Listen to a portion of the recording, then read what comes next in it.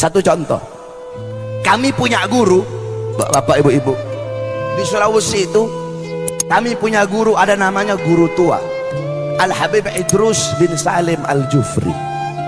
Beliau punya murid, ada satu murid beliau namanya Haji Amin. Ini murid sangat taat, sangat patuh sama Habib Idrus. Itu Al-Khairat dari kayu, pondok Al-Khairat dari kayu semua. Di atas tempat santri, Habib Idrus itu kantornya di bawah. Kalau Habib Idrus panggil ini murid yang nama Amin ini, Amin, itu Haji Amin, dia nggak mau turun lewat tangga. Kenapa? Kalau lewat tangga kelamaan, dia loncat dari atas ke bawah, saudara-saudara. Kenapa? Nggak mau buat gurunya nunggu terlalu lama. Ada di sini santri begitu. Waktu kiai panggil, Jang, langsung loncat, gitu ada. Nggak mau buat gurunya nunggu terlalu lama, saudara-saudara. Itu Haji Amin. Akhirnya Habib Idrus bawa dia dakwah di laut, nyebrang laut. Ketika sedang menyeberang laut, imamahnya Habib Idrus jatuh. Ketika imamah Habib Idrus jatuh, dia nggak pakai disuruh, langsung dia loncat di laut untuk ambil imamahnya Habib Idrus. Dia naik ke atas perahu. Ketika dia naik, semua orang di perahu melotot ngeliatin dia. Kenapa? Tidak ada satu titik pun basah, saudara-saudara. Ternyata apa? Ternyata dia jalan di atas laut. Kenapa Allah kasih keramat? Allah kasih keramat dia karena dia mengikuti Shahibul Karomat. Nah, makanya kalian para santri-santri yang ada di sini, saya kasih tahu sama kamu. Saya dulu juga pernah mondok, 17 tahun saya mondok, saudara-saudara. Saya mondok di Al-Khairat 12 tahun. Di Darul Ghawa Dakwah saya mondok 5 tahun. Kamu tahu barokahnya ilmu? Barokahnya ilmu dibuat santri nih wasiat saya. Barokah ilmu didapatkan bukan dengan kamu banyak belajar, saudara-saudara. Bukan dengan banyak belajar, bukan. Barokah ilmu didapat dengan khidmat kamu kepada seorang guru. Melayani seorang guru, berbakti kepada seorang guru.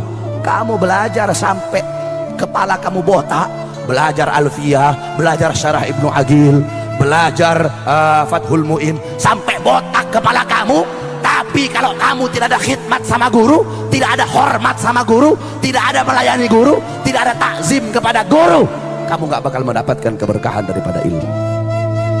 Kamu tahu, saya cerita sama kamu, dalam kitab dijelaskan ada satu cerita, yaitu ada satu orang soleh namanya Syekh Ali bin Abdillah Baros.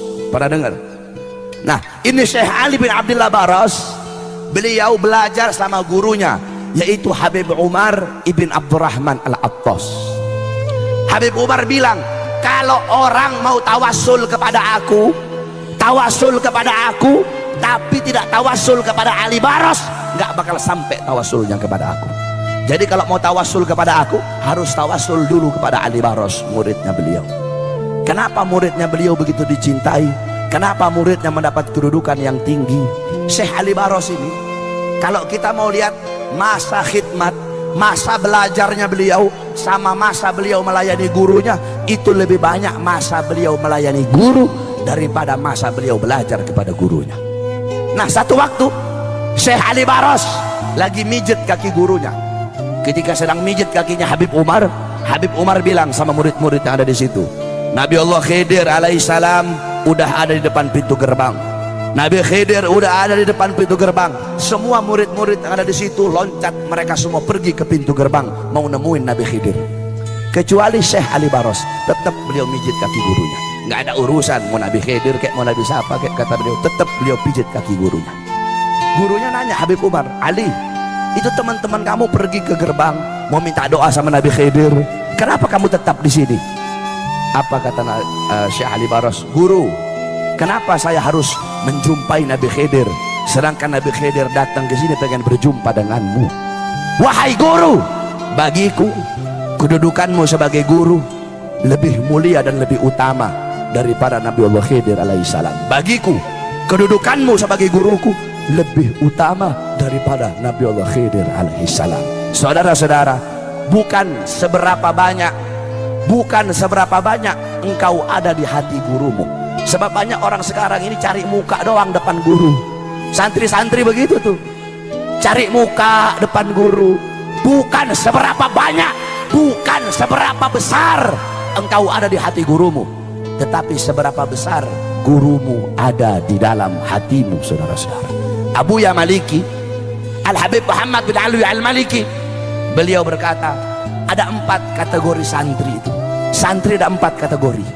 Kata beliau, pertama, santri yang pandai, santri yang zaka, santri yang pinter, yang satir, yang alim, santri yang pinter, kemudian melayani gurunya, khidmat kepada gurunya. Ini golongan pertama. Golongan kedua, ada santri yang pinter tapi tidak melayani gurunya. Golongan ketiga, ada santri yang bodoh melayani gurunya. Golongan yang keempat, ada santri udah goblok, udah bodoh, tidak mau khidmat kepada guru. Nah, dari 4 ini yang paling utama yang pertama, pinter melayani guru. Dari 4 ini yang paling hina yang keempat, udah goblok, lapar goblok, kenyang goblok, tidak khidmat kepada gurunya.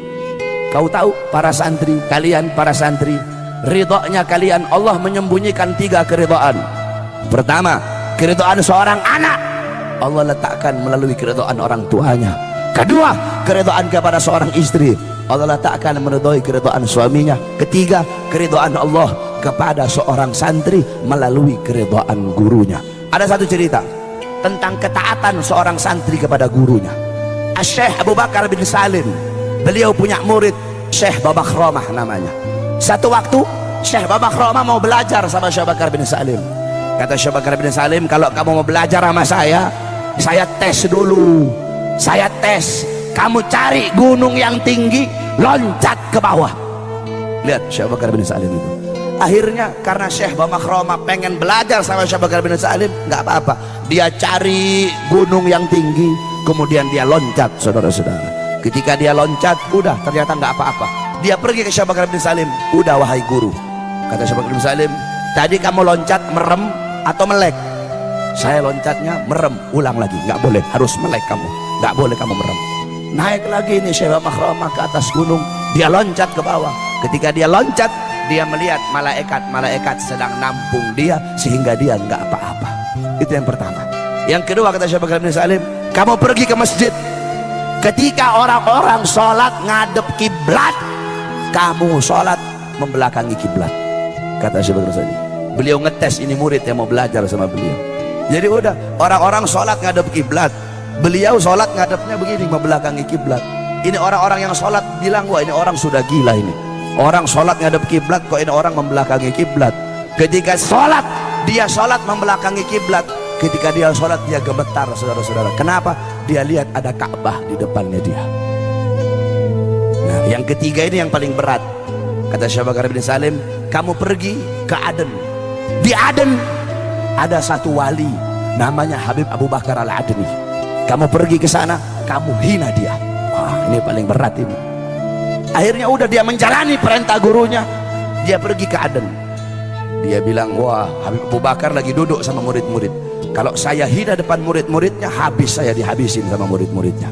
Nah, Habib Abu Bakar kan wali, jadi walaupun dari jauh Habib Abu Bakar bisa dengar apa yang saya bilang.